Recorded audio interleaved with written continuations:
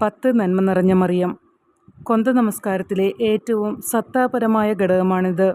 കൊന്ത നമസ്കാരത്തെ അത്യുത്കൃഷ്ടമായ ഒരു മരിയം പ്രാർത്ഥനയാക്കി മാറ്റുന്നതും അതുതന്നെ. എന്നാലും നന്മ നിറഞ്ഞ മറിയം എന്ന ജപത്തെ ശരിയായി മനസ്സിലാക്കിയാൽ അതിൻ്റെ മരിയൻ സ്വഭാവം ക്രിസ്തുശാസ്ത്രപരമായ സ്വഭാവത്തിന് വിരുദ്ധമല്ലെന്നും യഥാർത്ഥത്തിൽ അതിനെ ഊന്നിപ്പറയുകയും വളർത്തുകയുമാണ് അത് ചെയ്യുന്നതെന്നും നാം വ്യക്തമായി കണ്ടു.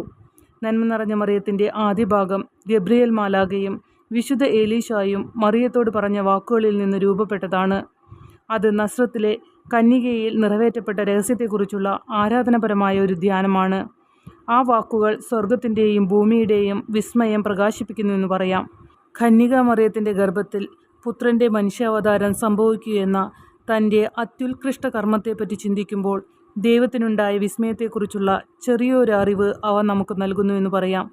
ഉൽപ്പത്തി പുസ്തകത്തിൽ ദൈവം താൻ സൃഷ്ടിച്ചതെല്ലാം എങ്ങനെ കണ്ടു എന്ന് നാം ഓർമ്മിച്ചാൽ ഇവിടെ നമുക്കൊരു പ്രതിധ്വനി കേൾക്കാം. ദൈവം സൃഷ്ടിയുടെ പുലരിയിൽ തൻ്റെ കരവേലകളെ കണ്ടപ്പോഴുണ്ടായ വികാരത്തിൻ്റെ പ്രതിധ്വനിയാണിത്. കൊന്ത നമസ്കാരത്തിലുള്ള നന്മ നിറഞ്ഞ മറിയമേ എന്ന ജപത്തിൻ്റെ ആവർത്തനം ദൈവത്തിൻ്റെ തന്നെ വിസ്മയത്തിലും സന്തോഷത്തിലും നമുക്ക് പങ്കു നൽകുന്നു. സന്തോഷപ്രദമായ വിസ്മയത്തോടെ ചരിത്രത്തിലെ ഏറ്റവും വലിയ അത്ഭുതകൃത്യത്തെ നാം അംഗീകരിക്കുന്നു. ഇവിടെ മറിയത്തിൻ്റെ പ്രവചനം അതിൻ്റെ സാക്ഷാത്കാരം കണ്ടെത്തുന്നു. ഇന്നു മുതൽ എല്ലാ തലമുറകളും എന്നെ അനുഗ്രഹീതയെന്ന് വിളിക്കും. ലൂക്ക 1:48 നന്മ നിറഞ്ഞ മറിയമേ എന്ന ജപത്തിൻ്റെ ഗുരുത്വാകർഷണ കേന്ദ്രം 2 ഭാഗങ്ങളെ ഒന്നിച്ചു ചേർക്കുന്ന വിജാഗിരി യേശുവിൻ്റെ പേരാണ്. ചിലപ്പോൾ ധൃതി പിടിച്ച് ചൊല്ലുമ്പോൾ ഈ ഗുരുത്വാകർഷണ കേന്ദ്രത്തെ ശ്രദ്ധിക്കാതെ പോകും. അതോടൊപ്പം ക്രിസ്തു രഹസ്യത്തോടുള്ള ബന്ധത്തെക്കുറിച്ച് ധ്യാനിക്കാതിരിക്കുകയും ചെയ്യും. എന്നാൽ യേശുവിൻ്റെ പേരിനും അവിടുത്തെ രഹസ്യത്തിനും നൽകുന്ന ഊന്നലാണ് അർത്ഥപൂർണവും ഫലപൂർണവുമായി കൊന്ത നമസ്കാരം ചൊല്ലുന്നതിൻ്റെ അടയാളം. ചില സ്ഥലങ്ങളിൽ ധ്യാനവിഷയമായ രഹസ്യത്തെ സൂചിപ്പിക്കുന്ന ഒരു വാചകം കൂട്ടിച്ചേർത്ത് ക്രിസ്തുവിൻ്റെ പേരിന് പ്രാധാന്യം നൽകുന്ന പതിവുണ്ട്. പോപ്പ് പോൾ 6 മരിയ വണക്കം എന്ന അപ്പസ്തോലിക ആഹ്വാനത്തിൽ ഈ സംഗതിയിലേക്ക് ശ്രദ്ധ ക്ഷണിച്ചിട്ടുണ്ട്.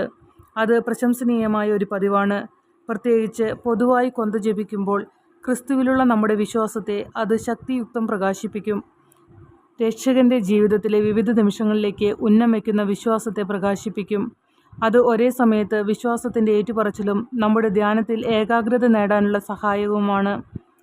കാരണം നന്മ നിറഞ്ഞ മറിയമേ എന്ന ജപത്തിലുള്ള ആവർത്തനത്തിൽ അന്തർഭവിച്ചിരിക്കുന്ന ക്രിസ്തു രഹസ്യത്തെ സാംശീകരിക്കാനുള്ള പ്രക്രിയയെ അത് എളുപ്പമുള്ളതാക്കും. രക്ഷയെക്കുറിച്ചുള്ള പ്രത്യാശയിൽ നമുക്ക് നൽകപ്പെട്ട ഏകനാമം യേശു എന്നതാണ്. ആ നാമം നമ്മൾ ആവർത്തിക്കുമ്പോൾ അവിടുത്തെ അമ്മയുടെ പേരിനോട് ചേർത്ത് അവൾ നിർദ്ദേശിച്ചിരുന്ന പോലെ ആവർത്തിക്കുമ്പോൾ നാം സാംശീകരണത്തിൻ്റെ വഴിയെ പുറപ്പെടുകയാണ്. ആ വഴിയാകട്ടെ ക്രിസ്തുവിൻ്റെ ജീവിതത്തിലേക്ക് കൂടുതൽ ആഴത്തിൽ പ്രവേശിക്കാൻ നമ്മെ സഹായിക്കുന്ന ഒന്നാണ്.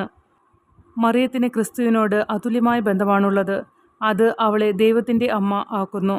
പ്രാർത്ഥനയുടെ 2ാം ഭാഗത്ത് നാം അവളോട് നടത്തുന്ന യാചന ആ ബന്ധത്തിൽ നിന്ന് അതിൻ്റെ ശക്തി ശേഖരിക്കുന്നു. നമ്മുടെ ജീവിതത്തെയും മരണസമയത്തെയും അവളുടെ മാതൃമാധ്യസ്ഥത്തിന് നാം ആ പ്രാർത്ഥനയിൽ ഭരമേൽപ്പിക്കുകയാണ്.